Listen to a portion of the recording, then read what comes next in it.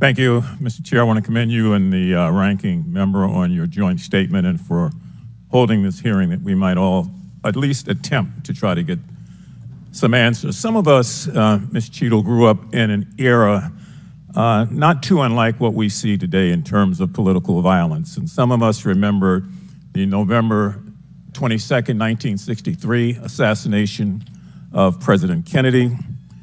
Some of us, like myself, remember 2 days later when Jack Ruby on live TV shot and killed Lee Harvey Oswald.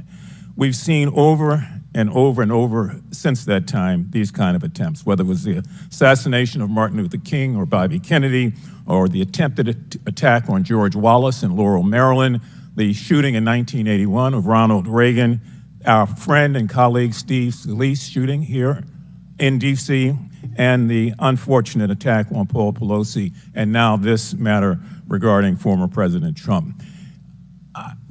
Let me try, if I might, to take another walk at this.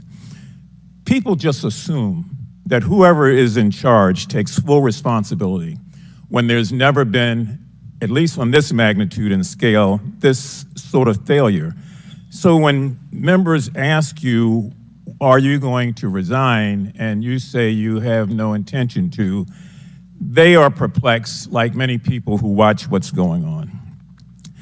And there's some things I just don't understand. Why was the building, the ARG building, placed outside of the perimeter when clearly it was close enough for someone to launch an attack?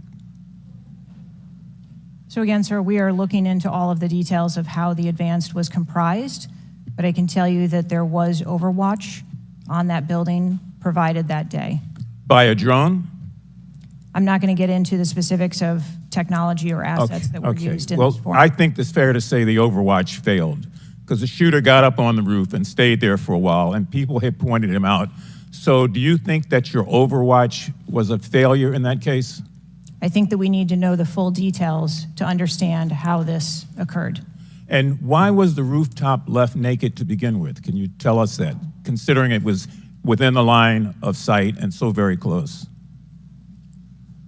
Again, I can't speak to the specifics of this particular event site, but what I can tell you is that when the Secret Service develops an advance plan, they take into account a number of factors when they're building their advance.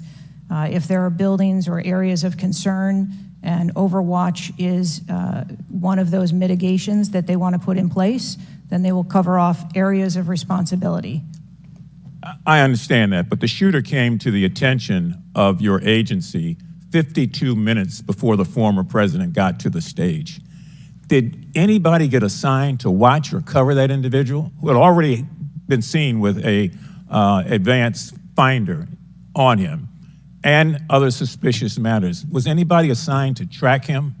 So what I'd like to clarify is that a suspicious individual I got that part. was It's brought not a threat. to the attention I know. of our personnel.